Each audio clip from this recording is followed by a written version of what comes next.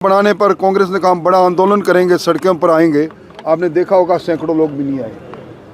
जहाँ तक जी राम जी की बात है, एक कन्वर्जेंस के साथ अगर बेहतरी के साथ उस काम को हो रहा है तो उसमें स्वागत करना चाहिए।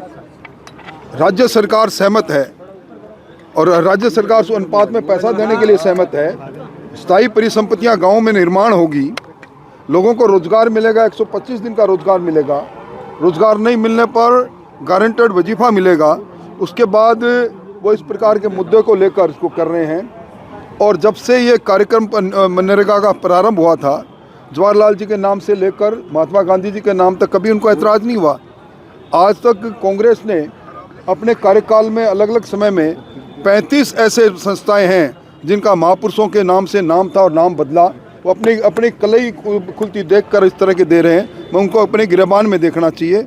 और मेरी राय है कांग्रेस के नेताओं को कि SIR पर सवाल करने से पहले वो संविधान को पढ़ लेते तो ज़्यादा उचित होता। संवैधानिक संस्थाओं पर जब कभी भी उनका जनाधार खिसकने लगता है, संवैधानिक संस्थाओं पर इस प्रकार के अनर्गल वो आरोप लगाकर अपनी खींच मिटाने का काम करते हैं। महेंद्रजीत मालवीय कांग्रेस छोड़े नहीं छोड़े, इसको लेकर अभी भी गुत्थी सुलझी हुई है। देखिए, जब तक महेंद्रजीत जी मालवीय ने कांग्रेस को छोड़ा, कुंठित होकर छोड़ा, अपमानित होकर छोड़ा और भारतीय जनता पार्टी में आए, भारतीय जनता पार्टी ने उनको गले लगाया। अब वो वापस उनके बयान में पढ़ रहा हूँ, ये उनका व्यक्तिगत मामला है। पर जब तक लिखित रूप में उनका त्याग पत्र नहीं आ जाता किसी पार्टी में, और पार्टी के प्रदेश अध्यक्ष के पास अब तक कोई लिखित त्याग पत्र नहीं आया, और कांग्रेस के लोग भी दरवाज़ा खोलने को तैयार नहीं है, इसलिए ये उनका व्यक्तिगत फैसला है। मेरे मित्र हैं, कदावर नेता है, इसीलिए मैंने आप समझ गया आपके मित्र हैं। निश्चित तौर पर मित्र हैं। हाँ, मेरी बात हुई है उनसे, कई मरतबा बात हुई है।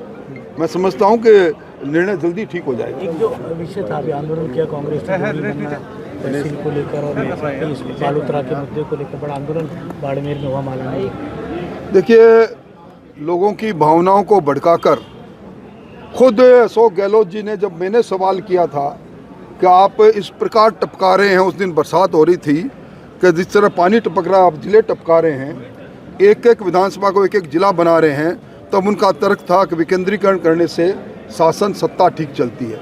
आज जब विकेंद्रीकरण करने की ओर भारतीय जनता पार्टी बढ़ती है तो उल्टे बास बरेली को हो जाते हैं और वो इस प्रकार की बातें करते हैं। इसमें कोई जन समर्थन मिलने वाला नहीं है। उनको आशंका है कि आने वाले परिसीमन में इसका प्रभाव होगा, जबकि उनको जानकार लोग जानते हैं कि परिसीमन में किस जिले बनने का कोई प्रभाव नहीं होता। आज भी राजसमंद का लोकसभा क्षेत्र 4 जिलों में विभाजित है।